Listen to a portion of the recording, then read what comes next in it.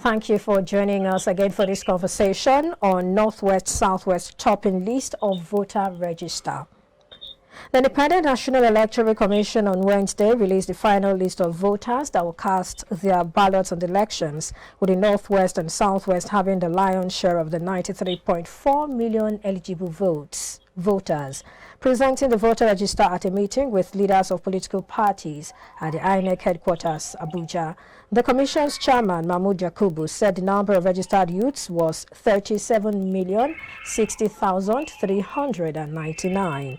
November 2022, the Commission published a preliminary register of voters across the 774 local government areas on its website to enable eligible voters to confirm their details, as well as for Nigerians to report ineligible persons captured in the register. Well, joining us for more on this is Matthew Oluku, a public affairs analyst. He joins us virtually. Hello, Matthew. Thank you for joining us today on the show. Hello, good morning. Thank you for having me. All right. Well, looking at this number now, looking at Northwest and Southwest topping the list of registered voters, does that have any implication? Does it have the propensity or possibility of causing an offset or something during the elections? Thank you for having me once more. The politics election is a game of number. So, however I look at it, the number you are seeing is a reflection of what you are likely going to see in the election. Southwest and Northwest is strategic, going by the figures you are seeing.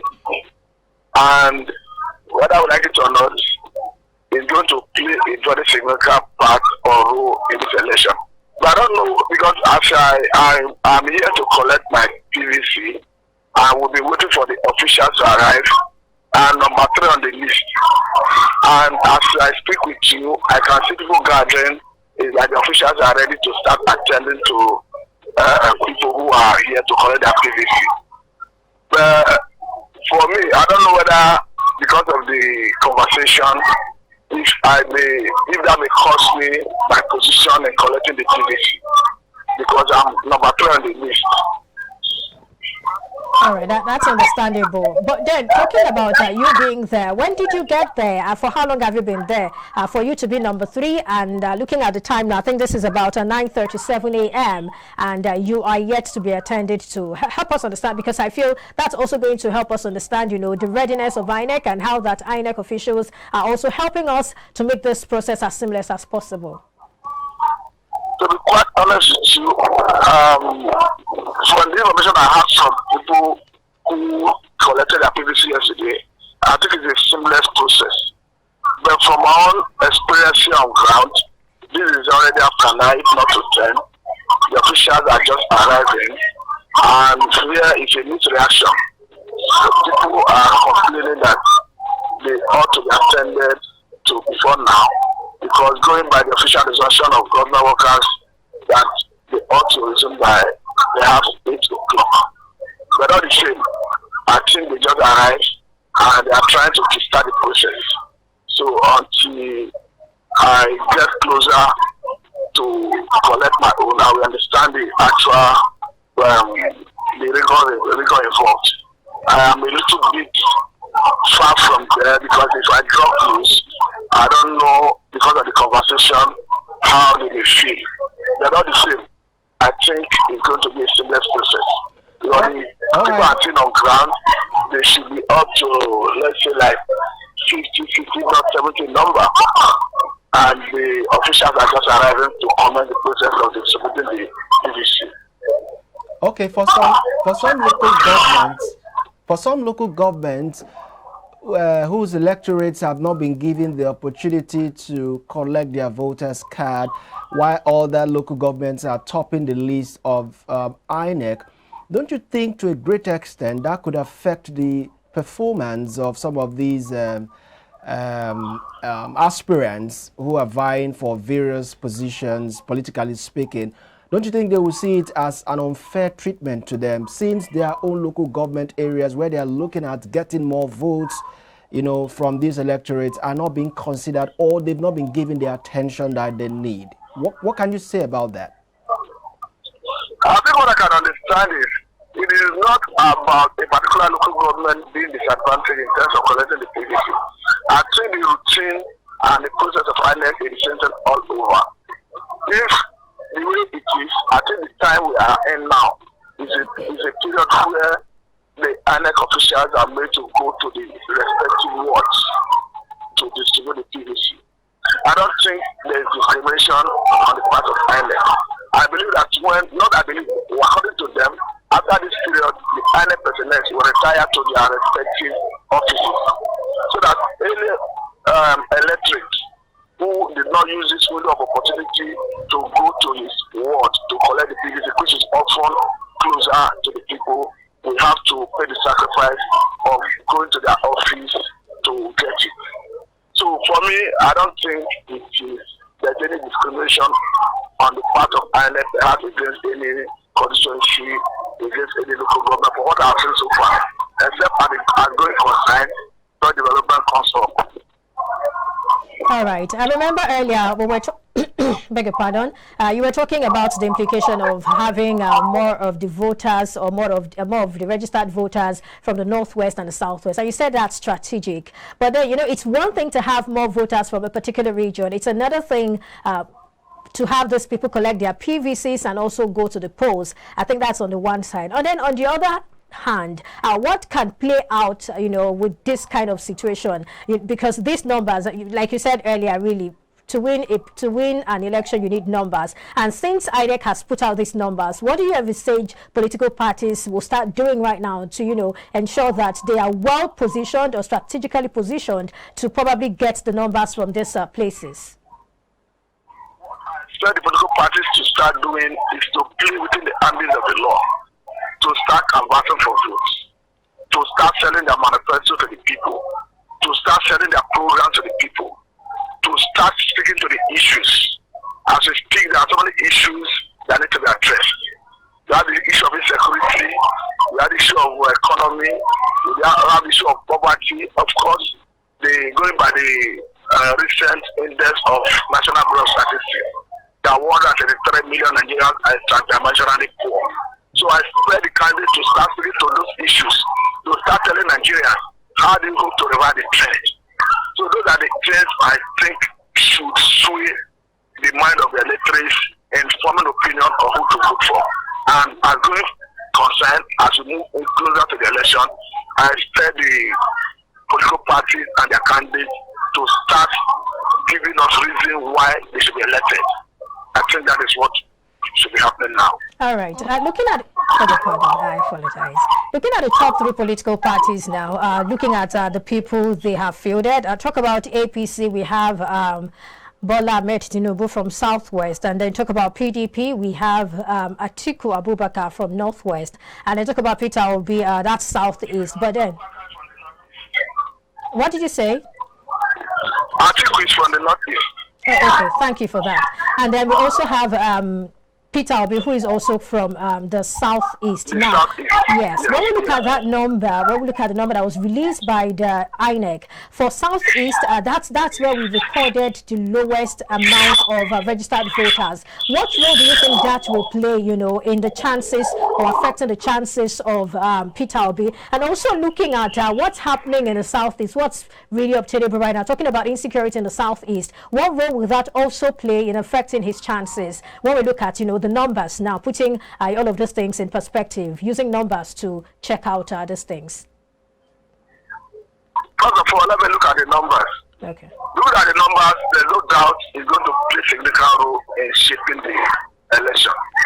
Like you rightly mentioned, Southeast having to be, it's having almost the lowest registered voters from the register. I think about 10 point something, yes, about 10 point something million voters.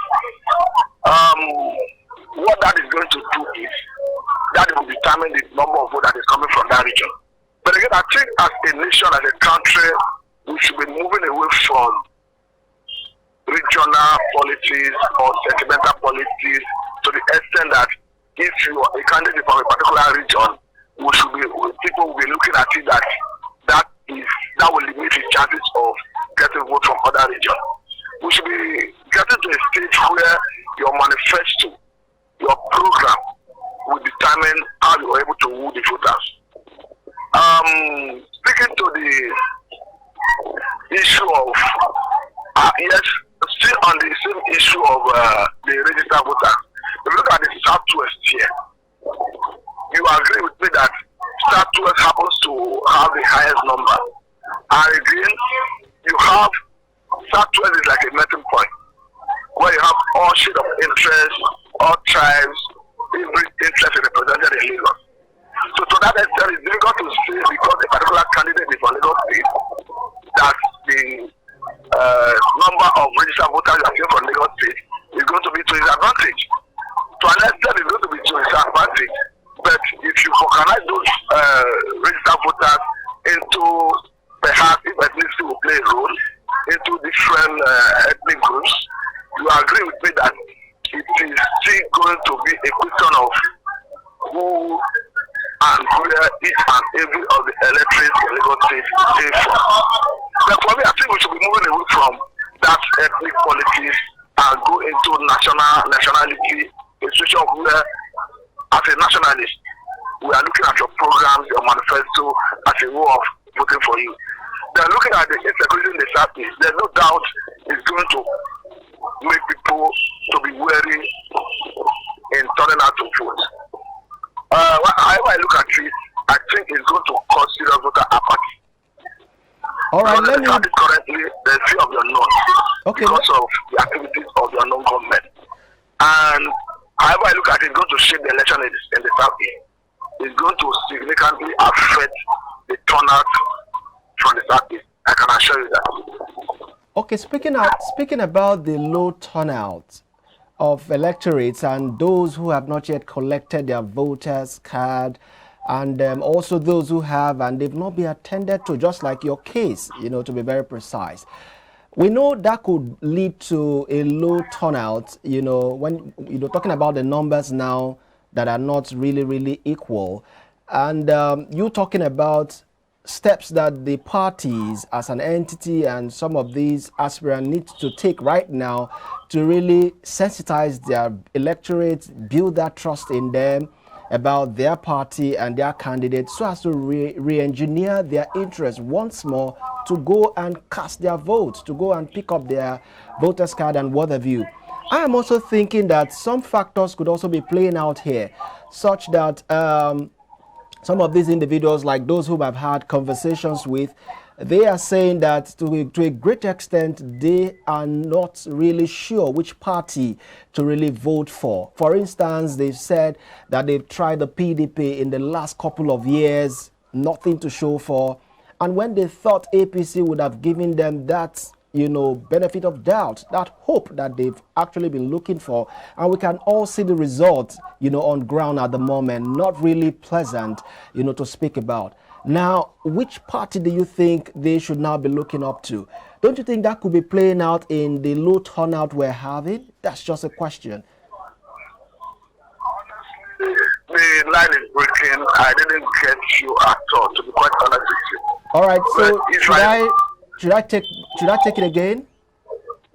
Yeah, I think it's clearer now. Okay, what I'm saying is I have engaged a couple of people and they are sharing their opinions with me that they are not really interested in coming out to vote or to pick up their voters card because to a great extent they are confused and they are not happy with the kind of result they are getting, looking at the fact that they've, picked a party like PDP in the last couple of years, and this party didn't actually give them dividends for what they actually voted the party for. Now they tried APC, and APC never, gave them any benefit looking at the result on ground. Don't you think that could be playing out in the low turnout that we're having in some of these areas? That's my question. Okay, there's no doubt it significantly affect the turnout and in shaping opinion of electors or who to vote for. Sure. But however I look at it, there are different categories of people who vote. There are people who are strong members of political parties. To some people, it's irrespective of whether their party performs or not. They will always vote for their political party. There are another category that is apolitical. They do not belong to any political party. They only vote when they are convinced that a particular candidate has what it takes to deliver. For those people,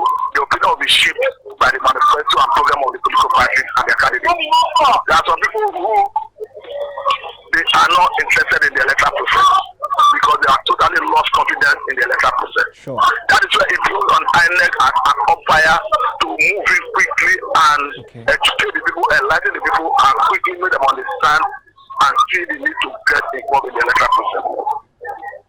All right. That's interesting from you.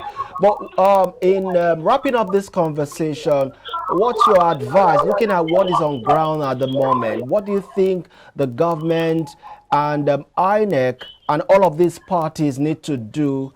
Although you've said one or two things in terms of, building the trust in these people, aside from that, what other things or steps do you think they need to take to really make sure that these people, when it is the right time, they will all go out in spite of their moods or feelings and really cast their, civic responsibilities? All right, Sab, just before you respond, we'll take a break now. When we come back, we'll continue the conversation. Thank you so much, Sab. We'll be right back.